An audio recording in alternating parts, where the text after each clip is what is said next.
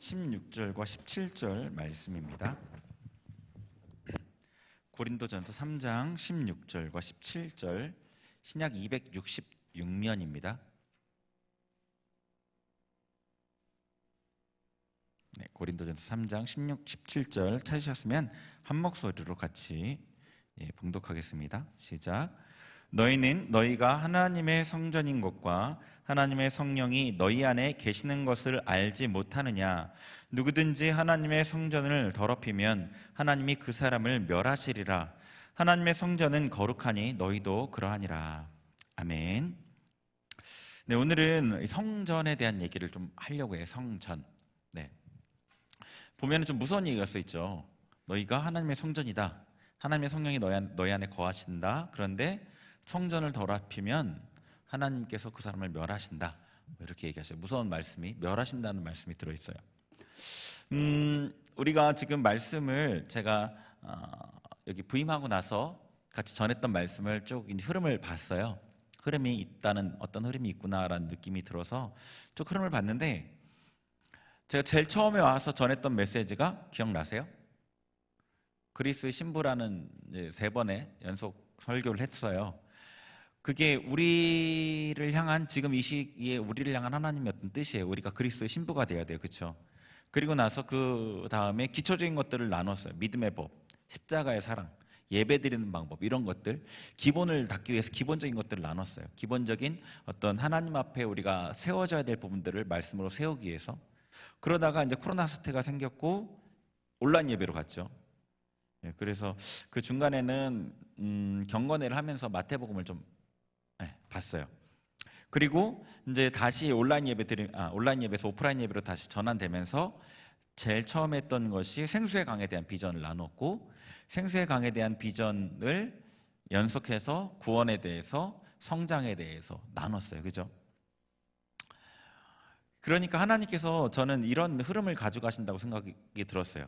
그리스도의 신부로 우리를 삼으시려는 하나님의 큰 그림이 있으시고, 그것을 위해서 우리의 어떤 믿음의 기초적인 부분들을 다루시면서 우리의 어떤 영적인 여정의 그 그림을 보여주시는구나, 우리 영적 성장의 그것들에 대해서 말씀하시는구나. 예수님의 신부가 되기 위해서는 아이로는 안 되잖아요. 성장해야지 신부가 되는 거잖아요. 그 성장에 대해서 얘기하시면서 제가 볼 땐 이 성전에 대한 것도 성장에 대한 것과 연결되어 있는데, 그 이후에는 다시 기초적인 것들을 좀 다뤄야 되지 않을까 싶어요. 다시 기초적인 것들, 사랑에 대해서, 구원에 대해서, 십자가에 대해서, 십자가의 기초적인 어떤 교리들, 이런 것들을 다뤄야 되지 않을까, 이런 생각이 들었어요. 그래서 그 하나님께서 비전을 말씀하시고 기초를 닦으시고 큰 그림을, 계획을 보게 하시는 것, 이런 흐름으로 가는 것 같이 보였어요. 오늘은 이 성전에 대해서 얘기할 거예요. 이 성전이라는 것에 대해서 얘기하는데, 사실 이 성전은요, 우리가 이제 볼 거긴 한데, 하나님의 구원에 있어서 굉장히 중요하고, 하나님의 어떤 굉장히 놀라운 지혜가 여기에 담겨 있어요. 물론 하나님께서 놀랍게 지혜로우시기 때문에 구원에 대해서 굉장히 놀라운 지혜가 담겨 있고, 우리가 인간으로서는 상상할 수 없는 그런 지혜들이 담겨 있어요. 우리가 전에 봤던 그런 구원의 원리들을 봤었잖아요. 아담이 범죄함으로 우리가 죄를 지은 그 원리를 통해서 우리를 구원하시는 그 하나님의 지혜, 이건 상상해 본 적 없을 거 아니에요. 그죠? 저도 상상해 본 적이 없어요. 그리고 아브라함이 이삭을 바치는 그 모형을 통해서 예수 그리스도가 그 같은 모형으로 오시는 어떤 하나님의 지혜는 우리처럼 1년, 2년, 10년 되게, 100년 되, 교육은 100년 되게, 뭐 그런 얘기 있잖아요. 100년, 짧게는 10년, 이렇게 계획하는 게 아니라 몇천 년을 계획하시는 하나님의 지혜거든요. 이 성전에도 하나님의 놀라운 지혜가 있어요. 자, 그러면은 이 성전에 대해서 성경에 나타나 있는 성전의 큰 몇 가지의 모습을 살펴보면서 성전을 통해서 하나님이 어떤 뜻을 이루어 가시는지를 먼저 볼게요. 자, 우선 창세기를 한번 보죠. 창세기 2장. 그래서 이것이 우리에게 어떻게 연결되는지, 앞으로 우리에게 어떻게 연결될지, 전체 구원의 큰 그림과 관련된 성전의 계획을 보려는 거예요. 창세기부터 요한계시록까지의 큰 구원의 계획과 연결되어 있는 성전에 대해서. 2장 7절부터 25절인데요. 같이 쭉 읽어보죠. 2장 7절부터 25절. 이게 조금 길긴 한데, 네. 제가 한 절 읽고 여러분 한 절 읽고 교독을 하도록 하겠습니다. 제가 2장 7절 읽겠습니다. 여호와 하나님이 땅의 흙으로 사람을 지으시고 생기를 그 코에 불어 넣으시니 사람이 생명이 되니라.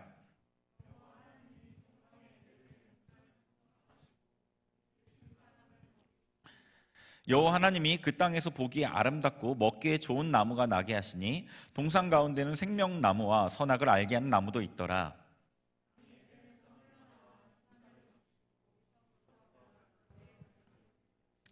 첫째 이름은 비손이라 금이 있는 하윌라 온 땅을 둘렀으며,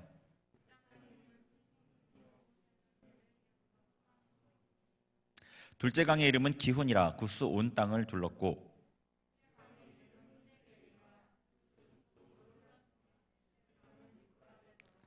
여호와 하나님이 그 사람을 이끌어 에덴 동산에 두어 그것을 경작하며 지키게 하시고,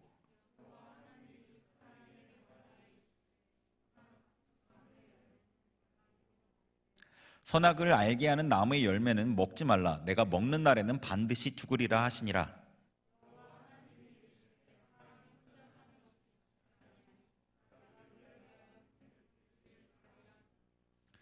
여호와 하나님이 흙으로 각종 들짐승과 공중에 각종 새를 지으시고 아담이 무엇이라고 부르나 보시려고 그것들을 그에게로 이끌어 가시니 아담이 각 생물을 부르는 것이 곧 그 이름이 되었더라.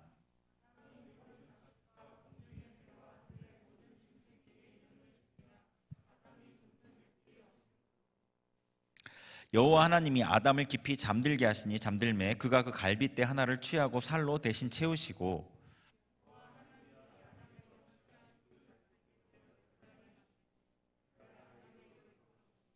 아담이 이르되 이는 내 뼈 중에 뼈요 살 중에 살이라. 이것을 남자에게서 취하였은즉 여자라 부르리라 하니라.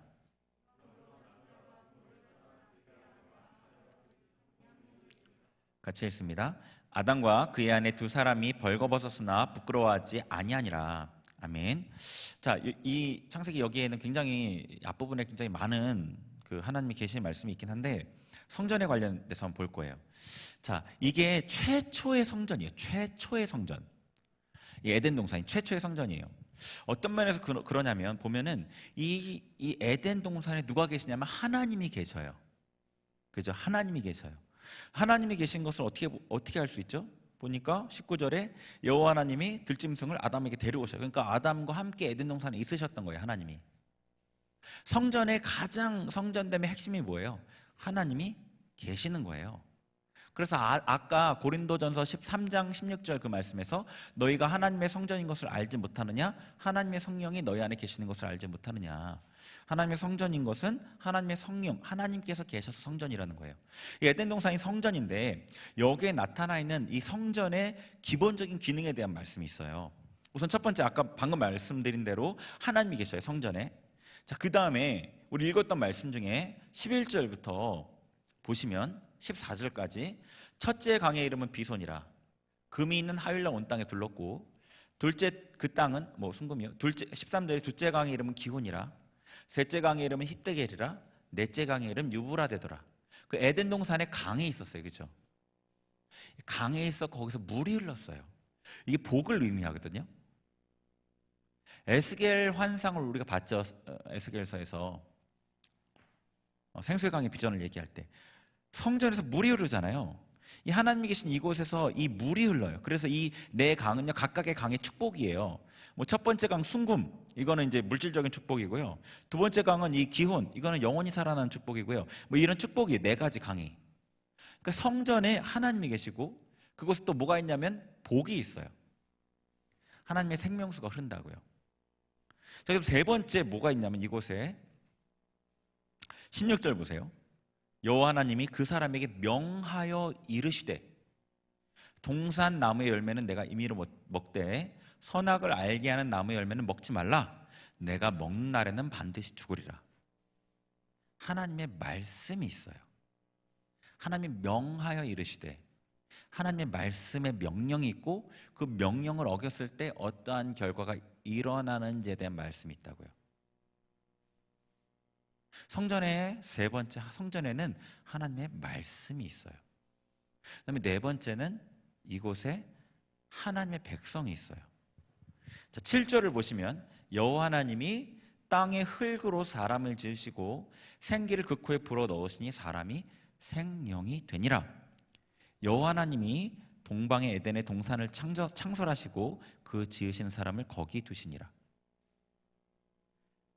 에덴 동산에 사람이 있는데 그냥 사람이 아니라 하나님의 백성인 사람이 있는 거예요. 생기를 불어넣으시니 생명이 되었어요. 그냥 사람은 뭐 이 당시에는 아담이밖에 없었지만 지금 우리들 사람들이 있지만 생기가 들어가지 않아서 생명이 되지 않은 사람들이 태반이죠. 태반이 아니라 대부분이죠. 그렇잖아요. 그런 사람들은 하나님의 성전에 나오지 않아요. 이해되세요? 하나님의 생기가 들어와서 살아난 사람, 생명이 된 사람, 그래서 하나님과 교제할 수 있는 사람이 하나님의 이끌리심을 따라서 성전에 나오는 거라고요. 아버지가 이끌지 아니하면 아무도 내게로 올 수 없다라고 얘기하셨기 때문에 우리는 하나님의 성전에 사람들이 나올 때 하나님이 이끌어 주셨다 이렇게 고백하잖아요. 이 말씀이에요. 살아난 사람이 성전에 오는 거예요. 하나님의 백성이. 그러니까 성전에는 뭐가 있냐면 네 가지예요. 하나님이 계셔요. 그리고 하나님의 복이 흘러요. 그리고 하나님의 저주도 같이 흘러요. 먹으면 정령 죽는다. 복과 저주가 같이 흘러요. 그 다음에 하나님의 말씀이 선포돼요. 그리고 그곳에는 하나님의 백성이 있어요. 성전에 이런 모습이 있어요. 자, 그런데 여러분이 너무 잘 알듯이 아담의 범죄함으로 인해서 이곳에서 사람이 쫓겨났어요. 더 이상 하나님 앞에 나아갈 수 없게 됐어요. 그룹들과 두루 도는 불칼로 그 에덴 동산의 동편으로 나아가는 동편의 에덴 동산으로 나아가는 그 길이 막혀버렸어요. 네. 그렇죠? 동쪽이라는 것도 참 의미가 있어요. 성막의 문이 동쪽으로 나 있거든요. 어쨌거나 하나님께 나아가는 길이 막혔어요. 그래서 이제는 사람들이 하나님을 만날 장소가 없어졌어요. 하나님을 만날 수 있는 에덴 동산이라는 이런 곳이 없어졌어요. 이 땅에 하나님 계시는 곳이 없어졌다고요. 그래서 이제 산발적으로 믿음의 족장들이 제단을 쌓았고 거기서 하나님이 임시적으로 임하시긴 했어요. 근데 에덴 동산과 같이 하나님이 거하시는 곳은 없어졌어요. 이 땅에. 그래서 그 다음에 하나님께서 만드신 게 모세를 통해서 성막을 지으셨죠. 출애굽기 25장 22절을 한번 볼게요. 성막에 대한 거는 이제 뭐 찾아보면 좋겠지만 구절들이 여러 구절이기 때문에 한 군데만 볼게요. 성막에 대해서 여러분 대부분 뭐 선지식이 있기 때문에 출애굽기 25장 22절 같이 120페이지입니다. 25장 22절 같이 읽겠습니다. 시작. 거기서 내가 너와 만나고 속죄소 위 곧 증거기 위에 있는 두 그룹 사이에서 내가 이스라엘 자손을 위하여 내게 명령할 모든 일을 내게 이르리라. 아멘. 자, 성막을 어떻게 만드는지에 대한 어떤 설계도를 모세에게 주시면서 특별히 여기 지성소 안에 속죄소, 법궤죠. 법궤가 있고 법궤가 직사각형이에요. 이런 식으로 뭐 직사각형이에요. 2대1이에요. 크기가. 근데 거기 위에 뚜껑이 있는데 그 뚜껑이 속죄소예요. 뚜껑이 이제 그룹이 이렇게 양쪽으로 이렇게 있고 요 가운데 하나님이 임하신다는 거예요. 요 가운데.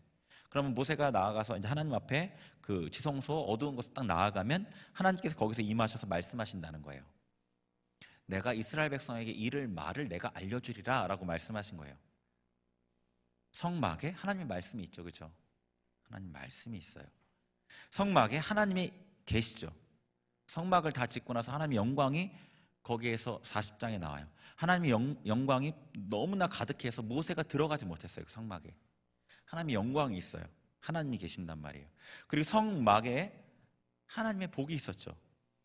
모세를 통해 선포된 말씀을 통해서 하나님께서 이러셨어요. 신명기에서 내가 너희 앞에 사망과 생명과 복과 사망과 저주를 네 앞에 두노니 너는 너와 내 자손 살기 위해 생명을 택하고 라고 말씀하셨어요.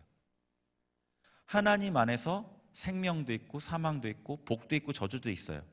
에덴 동산에 복과 저주 같이 흘렀던 것처럼 성막에서 하나님의 복과 저주가 같이 선포가 되었어요. 자, 첫 번째 하나님 계시고 하나님의 복과 저주가 그곳에 흐르고 복이 우선이죠. 세 번째 하나님의 말씀이 있고 그 다음에 하나님의 백성이 있죠. 이스라엘 백성들이 있었어요. 애굽에서 구원받아서 홍해를 건너서 세례받은 이스라엘 백성이 있었다고요. 홍해를 건너는 사건이 세례라는 거 아시죠? 고린도전서 10장에 나중에 한번 찾아보세요. 10장 1절부터 4절에 보면은 너희 조상들이 구름과 바다에 속하여서 세례를 받았고 라고 얘기해요. 세례받은 사건이. 자, 성막이에요. 그러니까 하나님께서 창세기에 에덴 동산에서 성전을 통해서 하나님의 백성과 교제하고 하나님의 백성을 통해 세상을 다스리려는 그 계획을 갖고 있으셨는데 그 계획이 망가졌어요. 그래서 하나님께서 다시 성막을 지으셔서 그곳에서 하나님의 백성들을 만나기로 하신 거예요. 근데 하나님의 백성을 직접 만날 수는 없고 모세를 통해서, 대제사장을 통해서 하나님의 백성을 만나시는 거예요. 하나님의 말씀을 그들을 통해서 전달하고 그들의 죄악을 제사장을 통해서 용서해 주시고 그렇게 간접적으로 하나님의 백성들을 만나셨어요. 그럼 성막 이후에 그 다음에 솔로몬의 성전이 지어졌죠. 솔로몬의 성전은 성막과 거의 대동소이하죠. 자, 그리고 이제 구약을 지나서 신약 시대에 오면은 이 성전이 바뀌어요. 요한복음 2장을 한번 볼게요. 요한복음 2장 19절부터 21절입니다.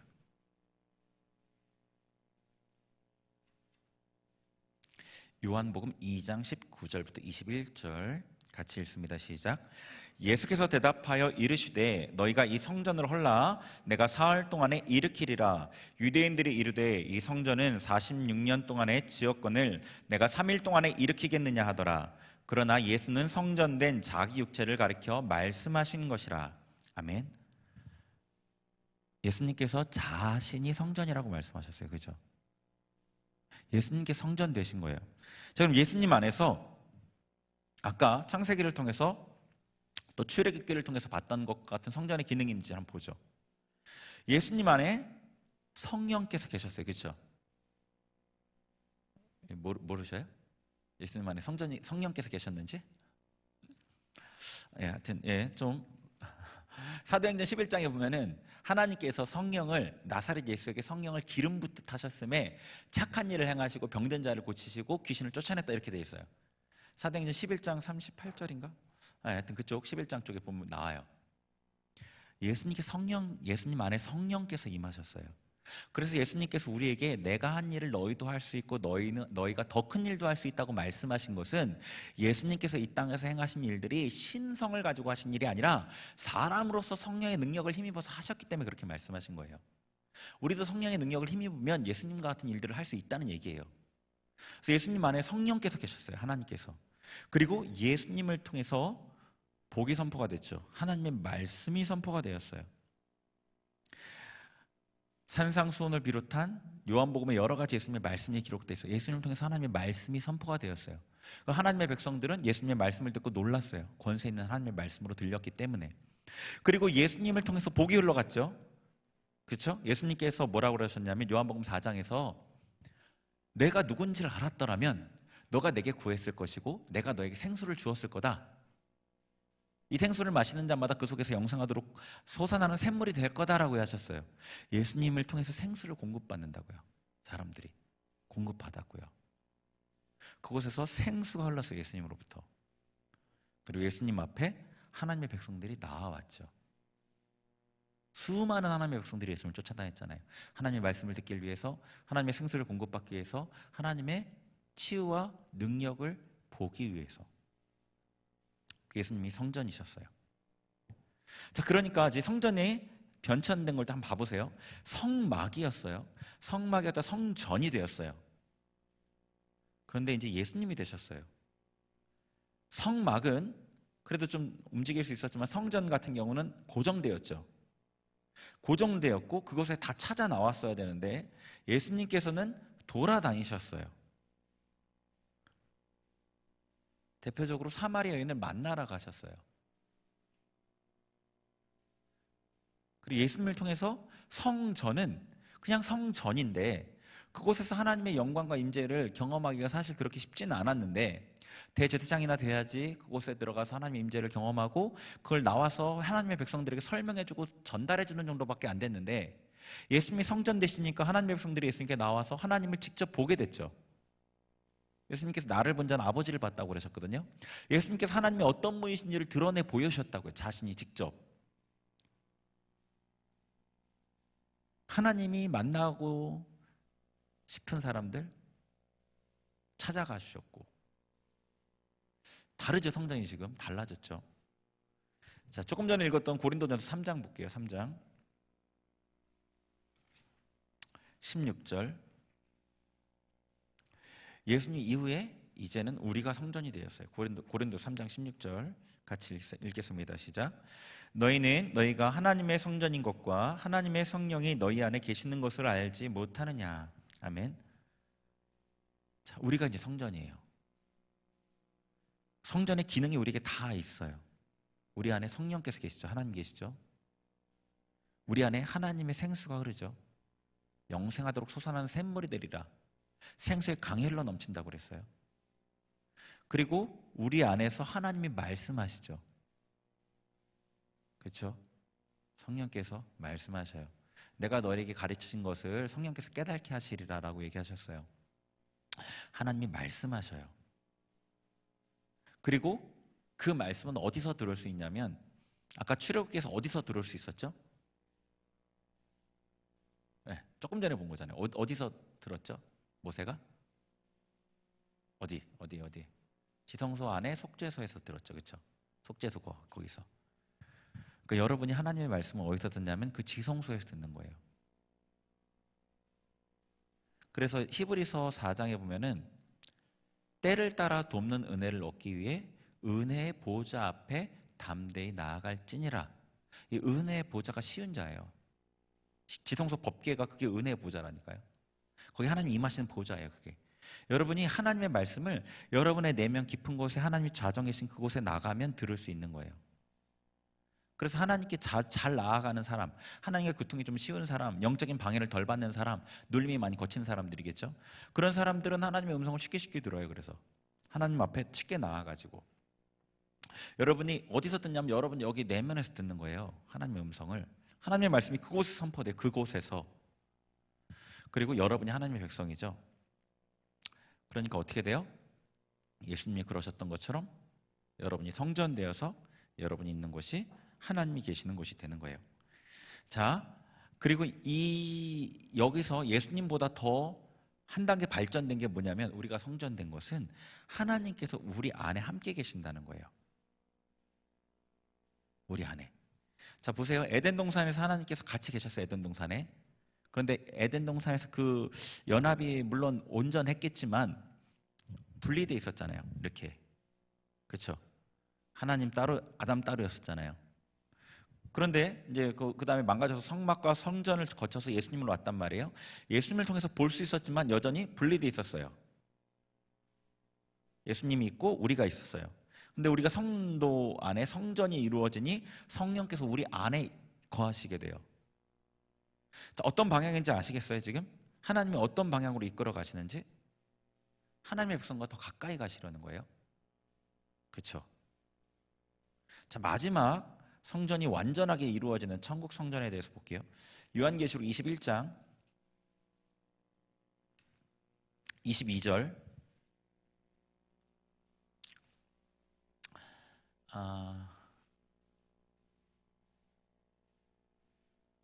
아니요, 3절 보죠. 3절 보겠습니다. 21장 3절. 네. 같이 읽겠습니다. 시작.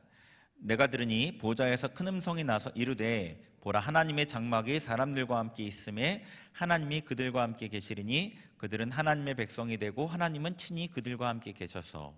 아멘. 계신다고 돼 있는데 개역 한글 이전 성경에는, 개역 성경에는 그들과 함께 거하신다고 돼 있어요. 거하신다. 그냥 있는 게 아니라 거하시는 거, 같이 사는 거예요. 네. 자, 구원의 역사가 완전히 다 맞춰지는 계시록 21장에 이루어지는 이것이 하나님께서 이루시고자 하는 최종 목표겠죠. 그렇겠죠. 근데 그 최종 목표가 뭐냐면 하나님의 백성과 함께 사시는 거예요. 그러니까 성전을 에덴 동산의 성전이 망가졌지만 이스라엘 백성을 통해서 성막과 성전과 예수님을 통해서 성전을 보여주시고 우리를 통해 성전을 이루시고 그리고 나서 궁극적으로 이루시는 것은 천국 성전. 그것은 하나님의 백성과 함께 사시는 곳. 거기선 더 이상 하나님과 우리 사이를 방해하는 것이 없어요. 하나님과 함께 온전한 연합을 누리면서 살게 될 거예요. 성전에 담겨 있는 하나님의 어떤 구원 사역과 연관되어 있는 부분이 이 부분이에요. 그러니까 하나님은요, 다른 어떤 목적이 없으세요.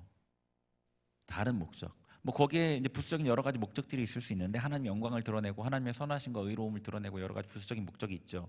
근데 가장 핵심적인 목적은 창세기 때 아담을 만드시고 그와 함께 하셨던 그 하나님께서 이 마지막에 하나님의 백성과 함께 영원토록 함께 사시는 그 삶을 완성하시는 게 하나님의 목적이에요.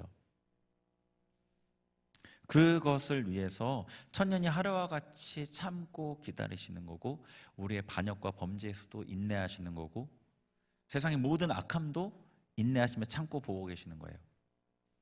당장 심판하지 않으시고, 그것을 이루기 위해서요.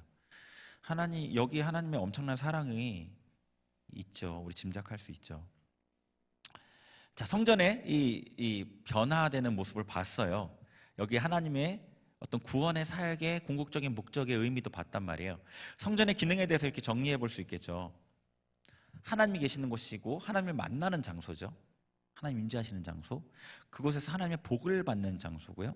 그곳에서 하나님의 말씀을 듣는 장소예요. 이게 성전이에요. 그리고 이제 이게 지금 현재를 살고 있는 우리에게는 이 성도의 몸이 하나님의 성전이라는 거예요. 그러니까 여러분이 하나님을 어디서 만날 수 있냐면 여러분의 중심에서 만날 수 있고, 하나님의 복을 어디서 받을 수 있냐면 여러분의 안에서 받을 수 있고, 하나님의 말씀을 어디서 들을 수 있냐면 여러분 안에서 들을 수 있어요. 네. 이게 공동체가 필요 없다는 얘기 아니죠. 네. 그 부분은 뒷부분에 또 나올 거예요. 공동체의 의미에 대한 어떤 일부분에 대해서. 자, 그러면은 이제는 성전이 이스라엘 백성들에게 있었던 것처럼 이스라엘 땅에 고정되어 있지 않아요. 그 의미는 뭐냐면 이방인들이 하나님께 간구하기 위해서 먼 길을 걸어서 예루살렘까지 갈 필요가 없다는 뜻이에요. 이제는 하나님의 말씀을 대제사장을 통해서 건너 듣지 않아도 된다는 거예요. 이제는 하나님의 어떤 분이신지에 대해 설명해서 듣지 않아도 된다는 거예요. 아까 제가 예수님에 대해서 얘기한 것처럼 여러분이 가서 있는 곳에서 하나님의 영광을 드러내시면 사람들이 여러분을 통해서 하나님을 보게 되고, 하나님의 성품이 나타나서 하나님을 보게 되고, 여러분의 입술을 통해서 나오는 그 말을 통해서 하나님의 말씀을 들을 수 있게 되고, 여러분의 중심으로부터 배에서부터 흘러나오는 생수의 강을 통해서 사람들이 생수를 먹을 수 있게 된다고요. 이게 하나님이 여러분을 성전 삼으신 중요한 목적 중에 하나예요. 이동성전이에요. 이동성전. 교회가 여기 고정되어 있는 이 교회가 성전이라기보다는 여러분 한 명 한 명이 성전이 되어서 여러분이 가 있는 학교가 하나님이 거하시는 곳이 되는 거고, 여러분이 가 있는 직장이 하나님이 임재하시는 곳이 되는 거예요. 그럼 그곳에 하나님의 통치가 임할 수 있게 되고 그곳이 천국이 될 수 있는 거라고요.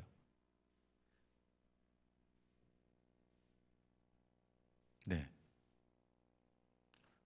굉장히 놀랍죠. 하나님의 지혜가.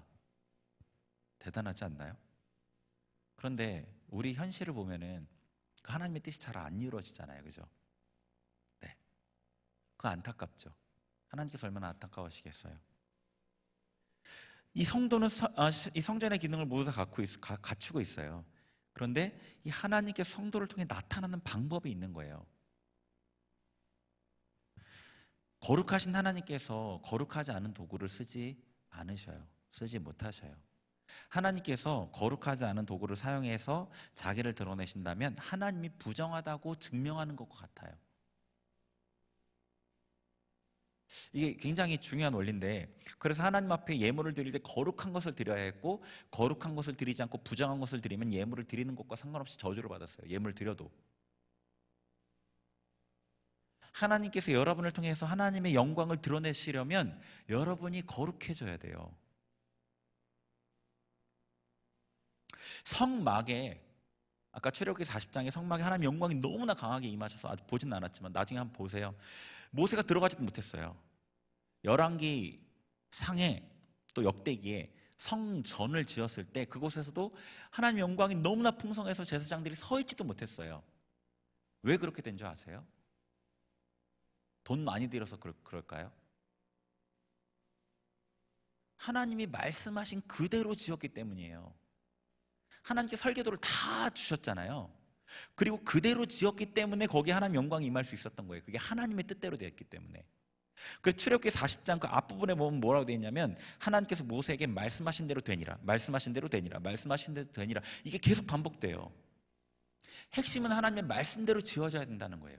그럼 여러분이 하나님의 성전이잖아요. 그곳에 하나님의 영광이 풍성하게 임하려면 어떻게 해야 돼요? 하나님 말씀대로 지어져야 되는 거예요.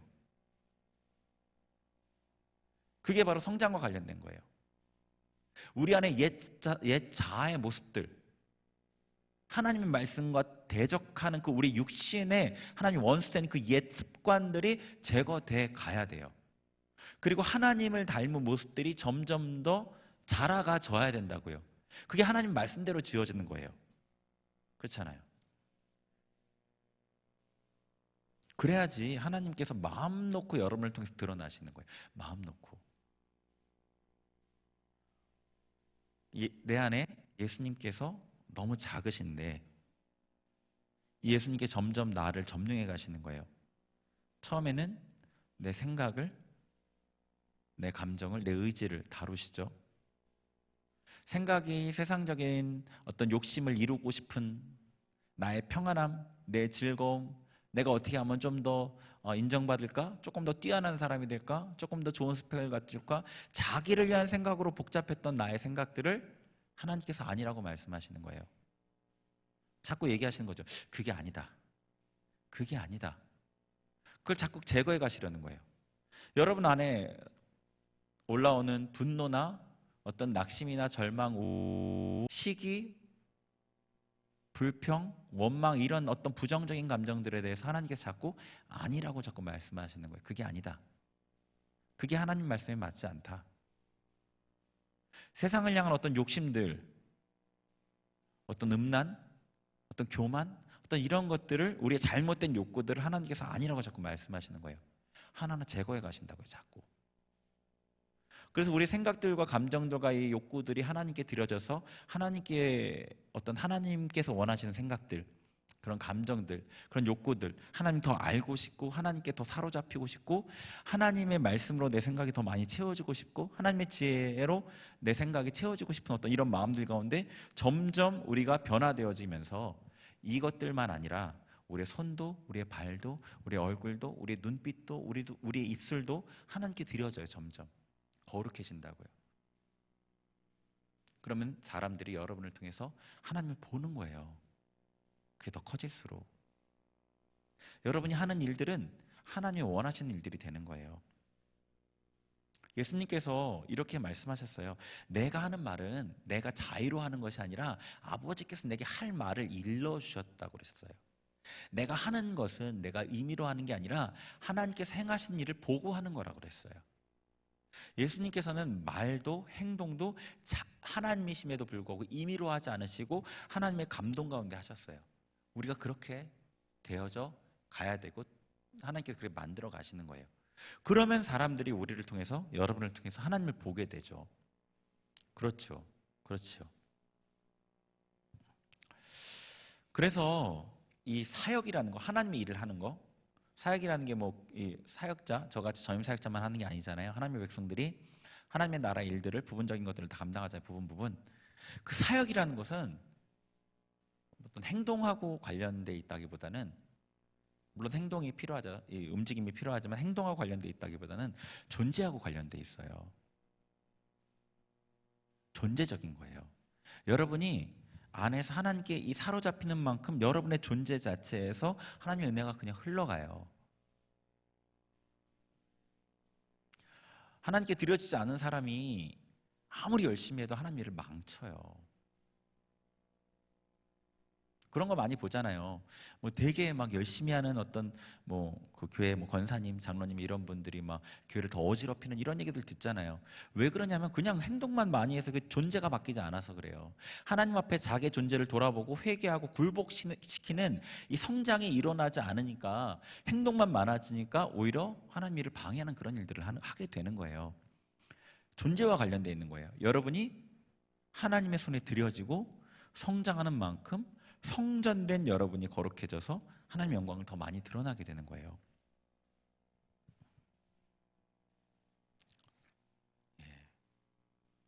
자, 그러면은 우리 아까 궁극적인 성전이 천국이라고 그랬잖아요.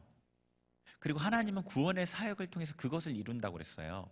그러면 하나님께서 구원의 사역을 이루어가는 가운데 하나님의 사람들을 사용하시죠. 우리가 거기에 참여하도록 하죠. 그럼 우리는 도대체 어떻게 천국 성전을 지을까? 그게 핵심이잖아요. 이 부분에 대해서 들어보셨을지 모르겠네. 제가 이 앞부분 지금 성전에 대한 얘기는 사실 그 어디죠? 그 기도재단 책 있잖아요. 그거 보는데 그 똑같이 나와서 제가 깜짝 놀랐거든요. 제가 예전에 하나님 이런 계시를 막 그러면서 막 너무 감사합니다 막 그랬는데 거기 써 있어서 너무 놀랐는데 이거는 거기 안 써 있었어요. 이건 아실지 모르겠네. 어떻게 우리가 천국 성전을 지어가는지 에베소서 2장 20절 한번 보겠습니다. 에베소서 2장 20절부터 22절.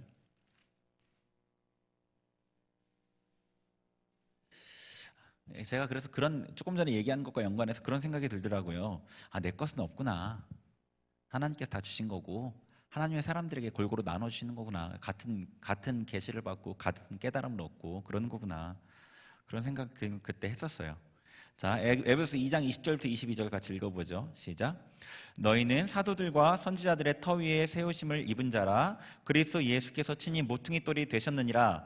그의 안에서 건물마다 서로 연결하여 주 안에서 성전이 되어가고 너희도 성령 안에서 하나님이 거하실 처소가 되기 위하여 그리스도 예수 안에서 함께 지어져 가느니라. 아멘. 자, 보세요. 예수님이 모퉁이 돌이 되셨죠. 20절에. 그리고 사도들과 선지자들이 터를 세웠어요. 터를 닦았다고요. 사도들과 선지자들이 터 위에 세워졌어요. 예수님 모퉁이 돌이 됐어요. 그리고 예수님 안에서 어떻게 되냐면 건물마다 연결돼서 성전이 돼가요. 여기 건물이라는 것은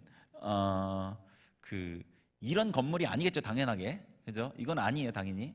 말이 안 되겠죠, 그럼. 건물이 연결된다는 게. 이 건물이라는 것은 고린도전서 3장에 너희는 하나님의 집이요 라고 했거든요. 너희는 하나님의 밭, 우리는 하나님의 동역자고 너희는 하나님의 집이고 하나님의 밭이다. 이렇게 밭이다, 집이다 이렇게 얘기했을 때 그 집이란 단어와 동일한 단어가 쓰여져 있어요. 오이코도메라는 단어를 썼는데 우리가 하나님의 집, 성전, 건물이에요. 하나님의 건물. 이 건물은 성도 한 명 한 명을 얘기하는 거예요. 예수님 안에서 성도들이 한 명 한 명이 연결되어져서 성전이 되어가는 거예요. 성전이 되어 간다고요. 하나님 거하실 처소가 되기 위해서 함께 지어져 가는 거예요. 자, 하나님의 입장에서, 하나님의 관점에서 성도를 본다고 생각해 보세요. 그리스도인들. 여러분의 관점이 아니라 우리의 관점은 어떤 지역과 지역 교회를 생각하잖아요. 수림교회. 근데 하나님의 관점에서 성도를 본다고 생각해 보세요. 그러면 죄송하지만 우리 교회 안에서도 양이 있고 염소가 있어요. 성경이기 때문에 분명하게 있어요. 그리고 다른 교회도 있어요. 하나님이 보시는 그리스도인들은 교회를 초월해서 전체 하나님의 양, 하나님의 백성들을 보실 거예요. 그리고 하나님의 백성들이 함께 연결되어져 가면서 하나님의 성전으로 지어져 가는 거예요. 자, 그 지어진 모습을 한번 보죠. 요한계시록 21장 마지막 절인데요. 21장 9절 10절 네, 같이 읽겠습니다. 시작. 일곱 대접을 가지고 마지막 일곱 재앙을 담은 일곱 천사 중 하나가 나와서 내게 말하여 이르되 이리 오라. 내가 신부 곧 어린 양의 아내를 내게 보이리라 하고 성령으로 나를 데리고 크고 높은 산으로 올라가 하나님께로부터 하늘에서 내려오는 거룩한 성 예루살렘을 보이니. 아멘. 저기 보면은 이 천사가 사도 요한한테 어린 양의 아내를 보인대요. 어린 양의 신부. 그렇죠? 예수님과 함께 결혼할 신부예요. 성도들이에요. 그렇죠? 성도들을 보여주는데 10절에 보니까 예루살렘 성을 보여줘요. 그러니까 이 예루살렘 성이 성도들이에요. 예수님과 결혼할. 그러니까 이게 건물이 아니에요. 건물과 예수님 결혼할 일 없죠. 성도들인데 이거를 어떤 상징과 같은 것으로 보여준 거예요. 사도 요한한테. 근데 이 성의 모습이 어떠냐면 14절에 보니까 그 성의 성곽에는 12기초석이 있고 그 위에 어린 양의 12사도의 12이름이 있더라. 기초를 닦은 게 12사도예요. 그들의 이름이 거기 기록되어 있어요. 아까 너희는 사도들과 선지자들의 터 위에 세우심을 입었다 그랬죠. 그래요. 그리고 이 성전의 모습이 쫙 설명되어 있어요. 아까 예배서 읽은 말씀이랑 연결을 해보세요. 너희는 사도들과 선지자들의 터 위에 세우심을 입은 자라 예수 그리스도께서 모퉁이 돌이 되셨느니라. 예수님 안에서 건물마다 서로 연결되어져서 성전으로 지어져 간다. 지어져 가고 있다고요. 지금 하나님의 천국 성전이 지어져 가고 있어요. 예수님께서 그랬죠. 내가 처소를 예배하러 간다. 처소가 다 예비되면 오겠다. 지금 우리가 그 함께할 천국의 처소, 천국 성전이 지어지고 있다고요. 근데 어떻게 지어지냐면 건물마다 성도들이 서로 연결되어지면서 스스로 세워가면서.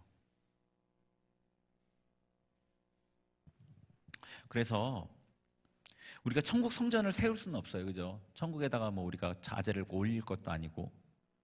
어떻게 세우는 거냐면 이 땅에 교회 공동체를 세우는 것을 통해서예요. 이 땅에 성전된 자기를 세우는 것을 통해서, 그리고 다른 성전된 하나님의 백성을 세우는 것을 통해서, 그리고 교회 공동체 성전된 성도들의 연합이죠. 성도들의 연합인 교회 공동체를 세우는 것을 통해서 천국의 성전을 지어가는 거예요. 제가 하나님의 구원 사역의 최종 목적이 이 천국 성전을 완성하는 거라고 했죠. 그것에서 하나님의 백성과 영원히 사는 것. 그것을 하나님의 백성을 통해서 이루시는 거예요. 하나님의 백성들이 여태까지 그 일들을 해오고 있는 거예요. 자기가 하나님의 성전으로 지어져 갔고 다른 사람들을 하나님의 성전으로 지어지는데 수고했고 교회 공동체를 세워가는데 수고했던 거예요. 바울 사도가 그 일을 했고 지금 하나님의 일을 하는 사람들은 다 그 일을 하고 있어요. 정확하게 자기가 천국 성전을 세우는 것인지 알지 모를지는 모르지만 그 일을 하고 있다고요. 하나님의 감동을 따라서. 네. 자, 그러니까 아까 고린도전서 3장 16절에 성전을 더럽히는 게 어떤 건지를 얘기했었죠. 하나님의 성전을 더럽히는 거예요. 그리고 그것은 하나님의 구원 사역에 가장 하나님께서 고대하시는, 열망하시는 하나님의 계획을 방해하는 거예요. 그래서 하나님 멸하신다는 거예요. 엄청 큰 죄악이죠. 여러분 스스로를 더럽히는 것도 그렇고 다른 사람을 잘못된 길로 이끄는 것도 그렇고 성도 간의 연결을 끊는 것도 그래요. 우리가 생각하는 큰 죄와 하나님이 생각하는 큰 죄가 달라요. 굉장히.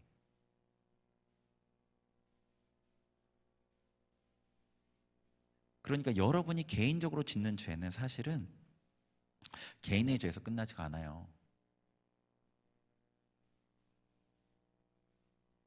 그렇게 끝나지가 않는다고요. 왜냐면 여러분의 삶이 여러분 게 아니잖아요. 하나님 사셨잖아요. 그 여러분이 거기서만 봐도 내가 짓는 죄가 나 개인에게서 끝나는 게 아니라는 걸 알 수 있어요. 근데 사실은 그게 더 확장되는 거예요.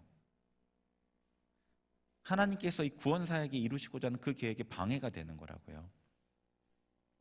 고린도전서 우리 읽은 3장 16절 그 말씀이 왜 갑자기 나왔냐면 고린도 교인들이 파당을 짓는 거예요. 파당을 지어 서로 반목하니까 그것이 얼마나 큰 죄인지를 얘기하는 과정 가운데 그 성전에 대한 얘기가 나온 거라고요.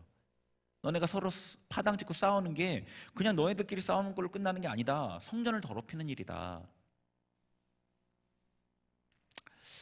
자, 우리가 하나님의 성전이에요. 그리고 우리를 통해서 하나님은 하나님을 세상에 나타내시길 원하시고 우리를 통해서 하나님은 천국의 성전을 지어가고 계셔요. 지금 생수의 강의 비전에 대한 얘기를 했잖아요. 그리고 이제 3주를 더 자세하게 좀 봤죠. 생수의 강에 대한 비전을 제가 좀 좁혀서 각 개인의 성장과 연결시켜서 설명했었잖아요. 각 사람이 각 개인이 성전으로 세워지는 것과 관련되어 있는 거잖아요. 자기네 죄성을 처리하고 하나님께 드려지는 만큼 천척씩 측량해서 하나님께서 다 사로잡힘을 통해서 하나님의 생수강이 더 충만하게 흘러 넘치는, 그래서 수많은 사람들이 그 한 명을 통해서 먹고 살아나는, 그 얘기를 했었잖아요. 그게 성전과 같이 연결되는 말씀이잖아요. 여러분이 하나님께 드려지고 사로잡히는 만큼 하나님께서 여러분을 통해서 마음껏 드러나지고 사람들이 하나님의 영광을 보고 그 여러분의 입술을 통해서, 여러분을 통해서 흘러나아간 하나님의 은혜를 먹고 살아나는 역사들이 있을 거라고요. 그래요. 여러분이 성장하는 것, 여러분의 개인의 성전을 세우는 것, 이것이 너무나 중요한 거예요, 하나님께는. 그리고 이 각 개인의 성전을 세우는 거 있잖아요. 내가 하나님의 성전으로 세워져 가고, 내가 하나님께 굴복되어져 가고, 또 저 사람이 굴복되어져 가고, 이런 것이 교회 공동체의 생수의 강을 여는 것과 관련돼 있어요. 뭐 여기 선민이한테서 생수의 강이 흐른다. 그리고 여기서도 흐른다. 여기서도 흐른다. 그럼 강이 같이 모여서 더 큰 강을 이루겠죠. 예, 무슨 얘기인지 아세요? 제가 그래서 이 기도회를 인도하고 하면서 딱 들은 생각이 있었어요. 이게 내 능력으로 사람들을 다 이렇게 하는 게 아니고, 그렇게 뭐 하나님께서 강하게 임재하시면 그렇게 할 수 있을 텐데, 나를 통해서 나타나신 성령께서 전능하시니까 그렇게 하실 수 있는데, 궁극적인 건 어떤 거냐면 각 사람을 하나님께로 이끌어서 하나님을 보게 만들어서 각 사람 안에서부터 하나님께서 일하시도록 하는 거구나, 그걸 알았거든요.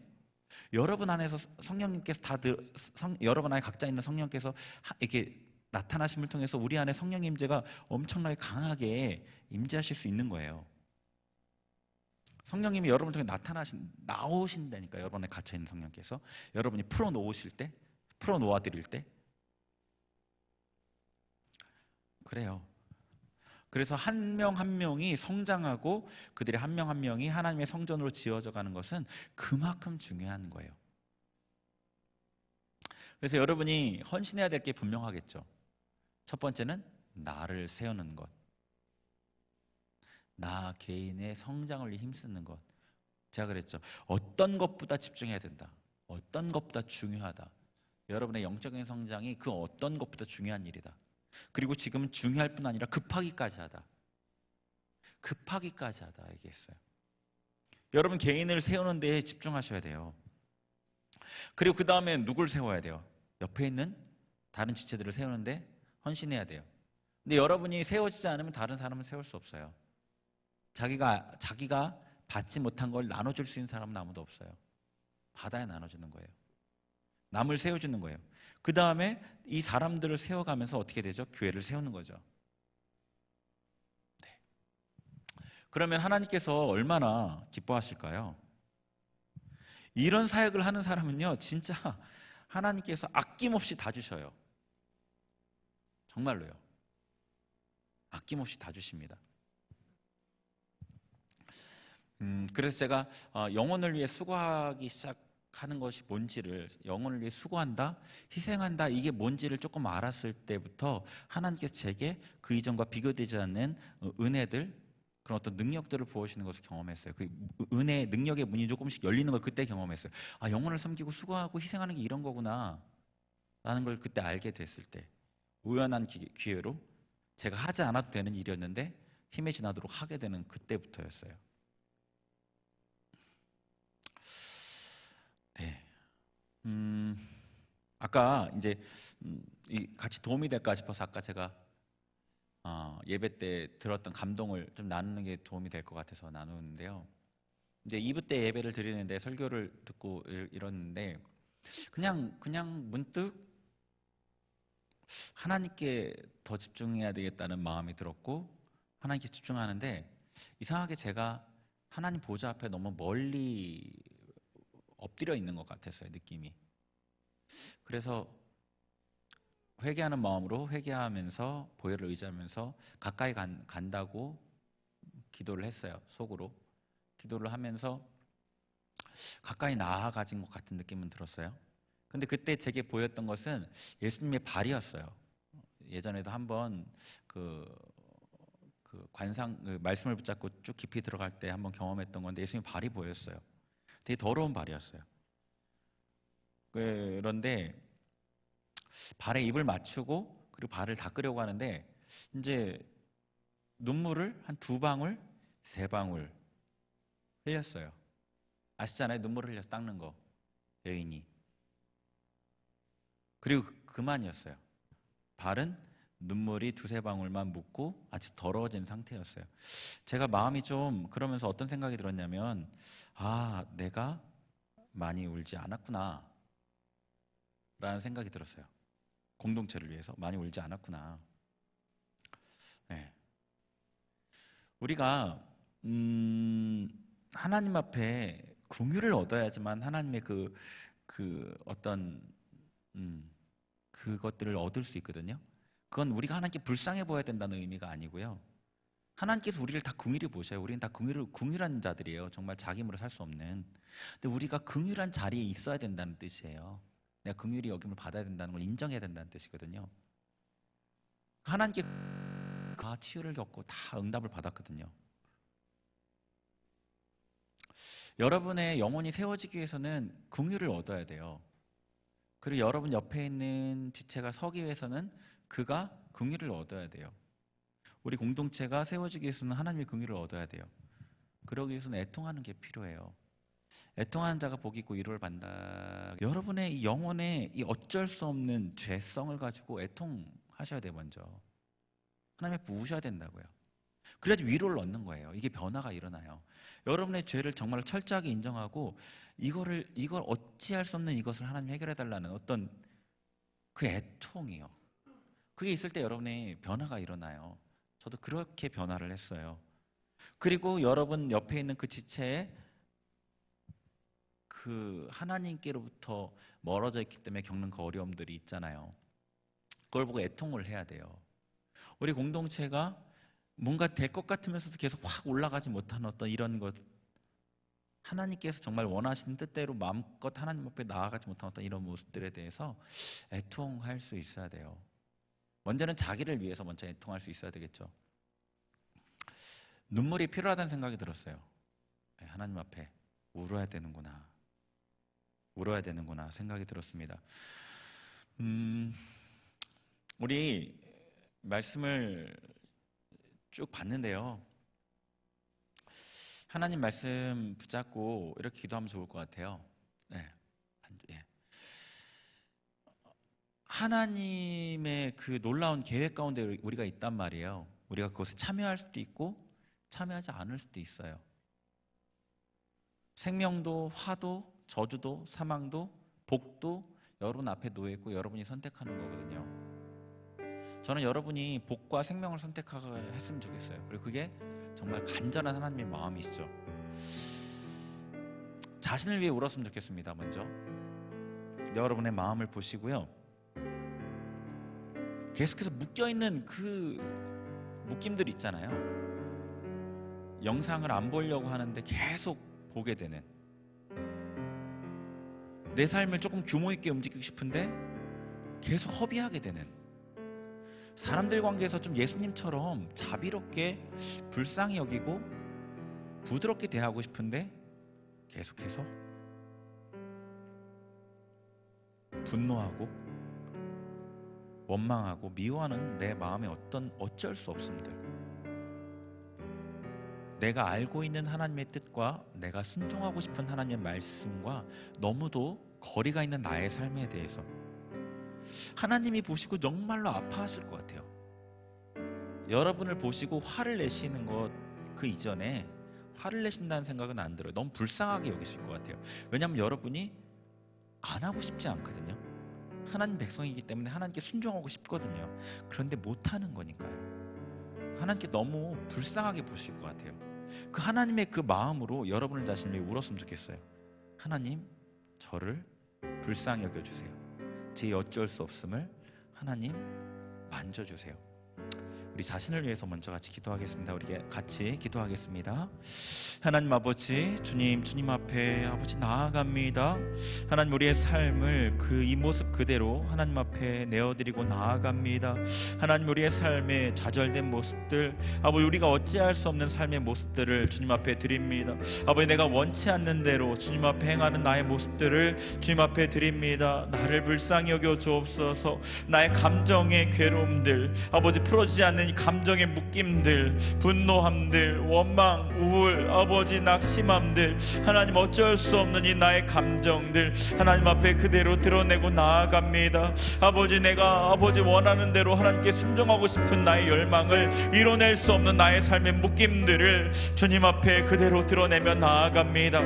하나님의 긍휼이 필요합니다. 하나님 우리를 불쌍히 여겨 주옵소서. 우리를 긍휼히 여겨 주옵소서. 하나님 나를 불쌍히 여겨 주옵소서. 하나님께서 나를 보시는 그 눈으로 나를 볼 수 있게 하여 주옵소서. 하나님의 그 고통 안에 그 불쌍히 여기는 그 긍휼의 마음이 아버지 내 마음에도 부어지게 하시고 그 마음을 품고 나를 위해 울 수 있게 하여 주옵소서. 나의 영적인 공고함을 위해 눈물을 흘리며 하나님 앞에 간구하게 하여 주옵소서. 아버지 육의 피로가 아니라 육의 아버지 아픔이 아니라 아버지 영의 고통을 먼저 하나님 앞에 간구하며 나아갈 수 있는 영의 눈이 우리에게 열려지게 하여 주옵소서. 아버지 불쌍히 여겨 주옵소서. 우리의 간절한 그 간구를 하나님 우리 외면치 마시고 우리 가운데 임하시고 우리를 만나주시고 우리의 마음을 만져주옵소서. 우리의 마음을 만져주옵소서. 우리의 마음을 만져주옵소서. 우리에게 하나님의 통에 눈물을 허락하여 주옵소서. 애통하는 애통의 영을 허락하여 주옵소서. 성령께서 우리의 마음 가운데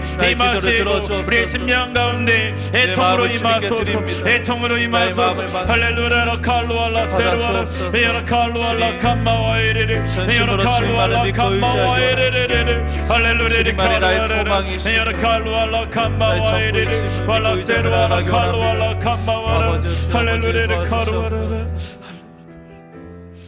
우리 찬양하겠습니다. 오소서 오 나의 성령이여.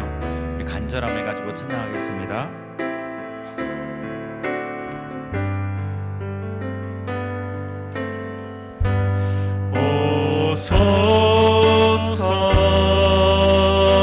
오소서 오 나의 성령이여 임하소서. 거룩한 성령의 불길로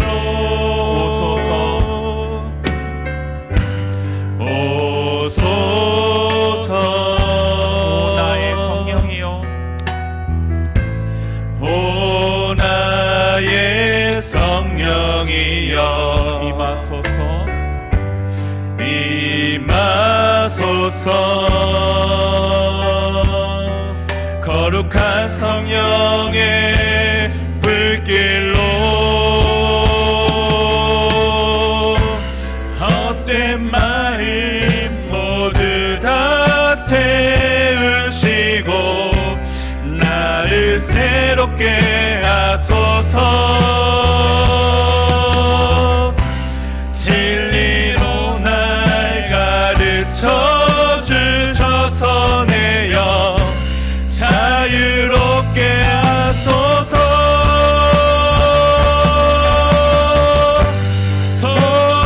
성령이여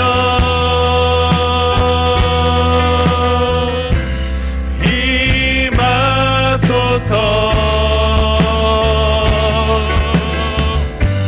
내 삶에 충만하게 임하소서. 우리 한 번 더 오소서. 오소서 오 나의 성령이여 오 나의 성령이여 임하소서. 임하소서. 거룩한 성령의 불길로 오소서. 오소서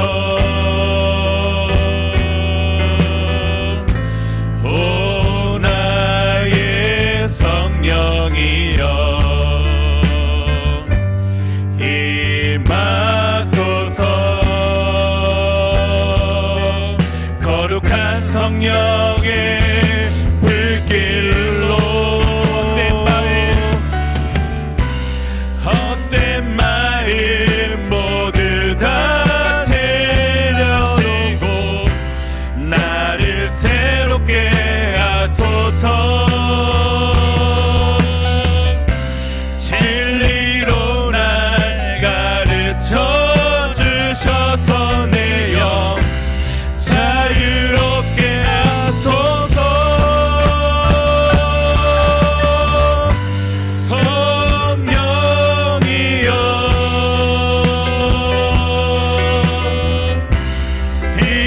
임하소서.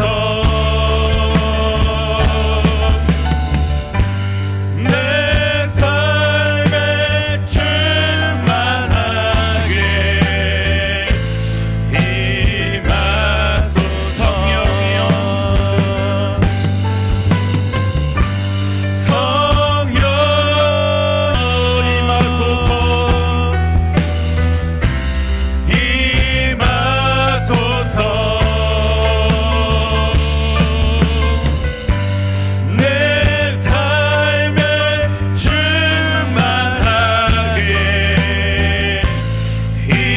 임하소서. 우리 한 번 더 성령이여 성령이여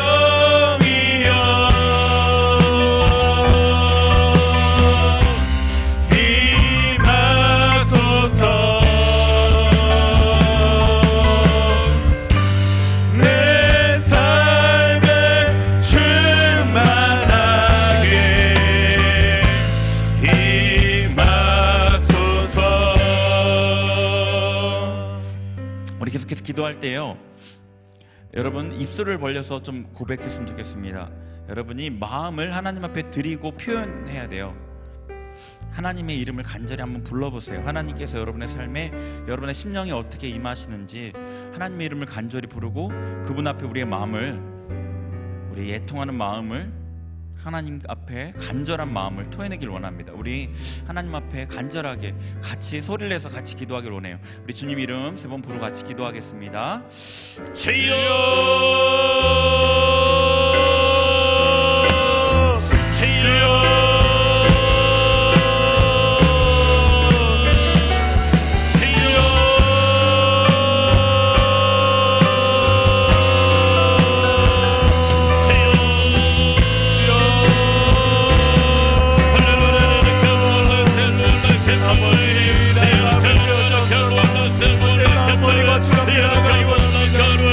성령 하나님 우리 가운데 임하소서. 우리 안에 모든 헛된 것들을 태워주옵소서.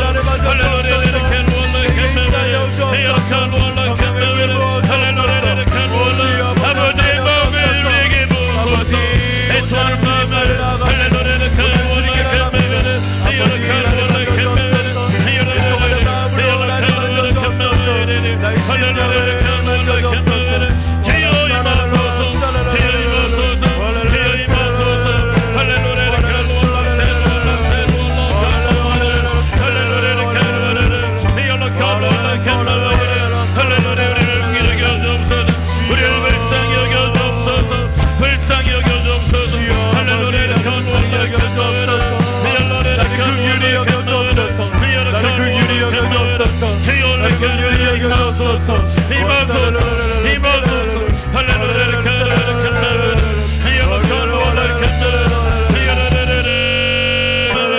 성령님 우리 가운데 임하세. 우리의 마음을 만지세요. 아버지 하늘 만져주옵소서. 주여 나를 만져주옵소서. 성령님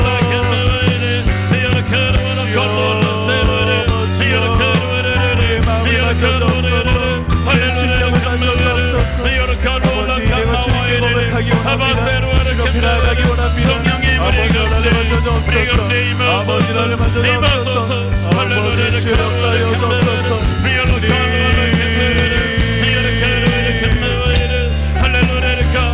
성령이여 성령이여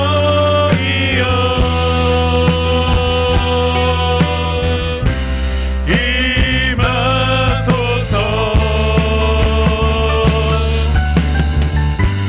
내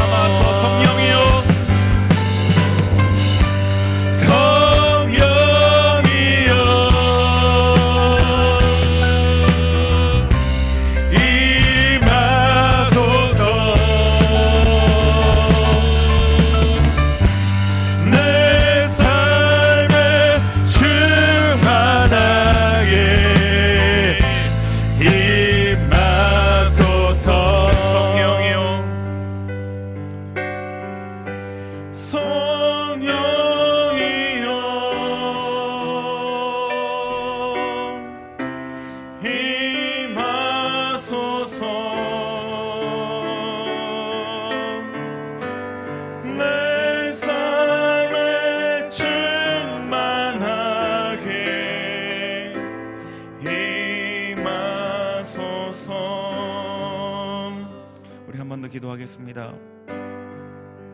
여러분의 마음의 소원 그대로 기도하기를 원합니다. 하나님의 성전으로 하나님의 영광을 드러내고 싶은 여러분의 마음, 하나님의 나라를 확장하는 데 나도 쓰이기를 원하는 그 마음, 하나님 앞에 그 마음 그대로 기도하기를 원합니다. 여러분의 육신에 여러 생각이 있더라도 여러분의 중심에 정말로 하나님의 뜻을 구하고 싶은 그 마음 그대로 하나님 앞에 기도할게요. 성령님 제게 임하시고 제 삶에 임하셔서 저의 삶도 하나님의 영광을 위해 사용하여 주옵소서. 우리 같이 하나님 앞에 우리의 마음, 중심의 그 마음 그대로 같이 기도하겠습니다. 같이 기도합니다. 하나님 아버지, 아버지 주님 앞에 우리 간절한 간구의 제목으로 아버지 간구의 기도로 주님 앞에 나아갑니다. 하나님 우리의 삶이 하나님의 성령으로 충만하기를 원합니다. 하나님의 성령으로 충만하기를 원합니다. 하나님께서 내 삶에 임하시기를 원합니다. 내 삶도 하나님의 성령으로 충만하기를 원합니다. 나도 하나님의 영광을 누리기를 원합니다. 하나님의 나라의 확장을 위해 나도 쓰임받기를 원합니다. 아버지 내 마음의 손을 하시는 주님께서 내 마음의 손을 이루어 주옵소서. 할렐루야 칼로알라 세로알라 할렐루야 켄나라라 캄마와이레레 나의 삶 오늘은 주님만을 위해 사용되기 원합니다. 나의 시간, 나의 생각, 나의 마음, 내 모든 행동과 내 모든 것들이 온전히 주님만이 이해되기 원합니다. 아버지, 나를 주님 주님을 바라봅니다. 주님 앞에 간구합니다. 우리를 사용하여 주옵소서. 우리를 일으켜 세워 주옵소서. 우리를 주님의 이름으로 일으켜 세워 주옵소서. 할렐루야 칼로알라 세로알라 할렐루야 칼로알라 세로알라 캄마와 할렐루야 칼로알라 캄마와 할렐루야 칼로알라 세로알라 캄마와 할렐루야 칼로알라 세로알라 할렐루야 캄마와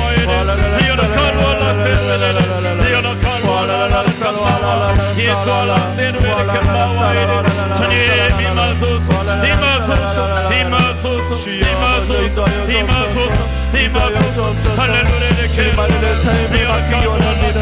주님께 온전히 내 삶을 드리기 원합니다. 이 마음을 받아주옵소서. 이 마음을 이끌어 주옵소서. 세상 방해하는 모든 것들이 나를 무너뜨리지 않도록 성령이여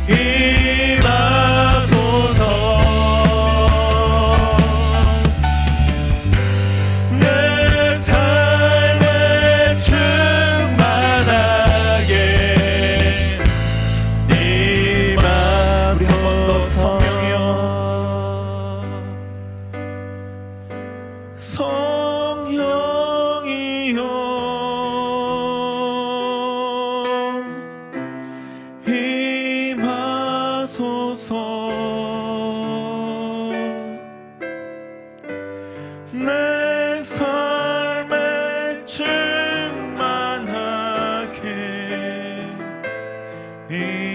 임하소서. 하나님, 주님 앞에 간절한 우리의 기도를 들으신 주님께서 우리의 삶에 임하시고 우리를 성전 삼으시고 하나님의 나라를 확장하는 귀한 도구들로 사용하실 줄 믿습니다. 예수님의 이름으로 기도합니다. 아멘. 네, 우리 자리에서 일어나셔서 내게 있는 향유옥합 찬양하시면서 봉헌하겠습니다.